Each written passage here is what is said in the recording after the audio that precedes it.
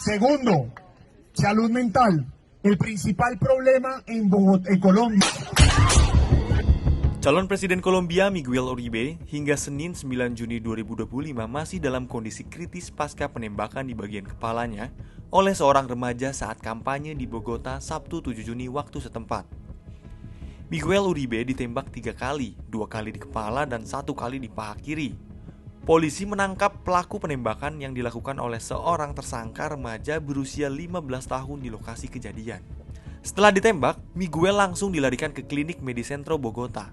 Namun melihat betapa parahnya kondisi Miguel, ia dirujuk ke Rumah Sakit Foundation Santa Fe de Bogota. Berdasarkan keterangan pihak rumah sakit, Miguel telah dioperasi dan kini dirawat di ruang intensif dalam kondisi yang sangat serius. Melalui postingan Twitter Miguel Uribe, istri Miguel Uribe, Maria Claudia Tarazona, mengajak publik Kolombia berdoa untuk keselamatan Miguel. Ia juga berterima kasih kepada semua orang atas solidaritas mereka, serta meminta warga Kolombia untuk menerima dan menghormati keheningan keluarga pasca kejadian tersebut. Segala informasi mengenai Miguel hanya akan disampaikan melalui rumah sakit. Hingga kini investigasi masih berjalan dan belum diketahui siapa dalang sebenarnya dari penembakan ini. Menteri Pertahanan Kolombia Pedro Sanchez juga menawarkan 3 miliar peso untuk siapapun yang dapat memberikan informasi tentang siapa yang mungkin berada di balik penembakan ini. Pedro juga membeberkan beberapa kemungkinan motif di balik penembakan ini. En este Consejo Extraordinario de Seguridad, el segundo, presidido por el presidente de la República, se evaluaron algunas hipótesis del por qué se cometió este atentado contra Miguel Uribe.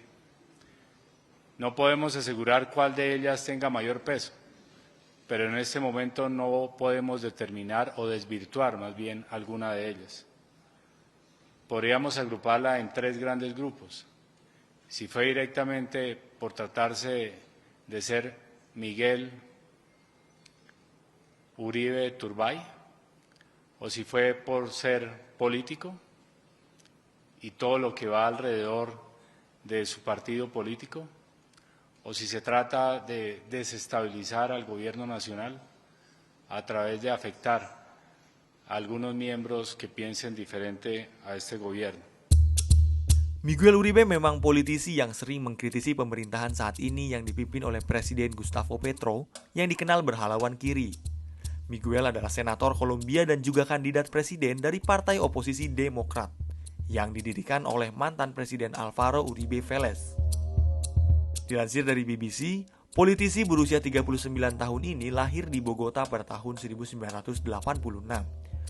Keluarga Miguel adalah keluarga ternama di Kolombia. Kakeknya adalah mantan Presiden Kolombia Julio Turbay, yang memerintah dari tahun 1978 hingga 1982 untuk Partai Liberal. Ibunya Diana Turbay juga seorang jurnalis yang diculik pada tahun 1990 oleh gembong narkoba yang dipimpin oleh Pablo Escobar. Ibunya meninggal setelah ditembak mati selama upaya penyelamatan. Saat kejadian, Miguel Uribe masih berusia 5 tahun. Dalam karir politiknya, ia adalah seorang pengacara lulusan Universitas de los Andes dan gelar lain administrasi publik dari Harvard School Government. Di tahun 2012, Miguel Uribe memulai karir politiknya. Pada usia 26 tahun, ia terpilih menjadi anggota Dewan Bogota untuk Partai Liberal Kolombia. Kemudian pada tahun 2016, era pemerintahan Enrique Peñalosa, ia diangkat menjadi sekretaris pemerintahan. Organisasi internasional One Young World menyebut Manuel Uribe sebagai salah satu dari 10 politisi muda paling berpengaruh di dunia. Pada tahun 2019, Miguel sempat mencalonkan diri sebagai wali kota Bogota, tetapi gagal menang. Kemudian di tahun 2022, ia menjadi senator dengan suara terbanyak. Baru tahun ini, ia mencalonkan diri menjadi calon presiden Kolombia untuk pemilu 2026.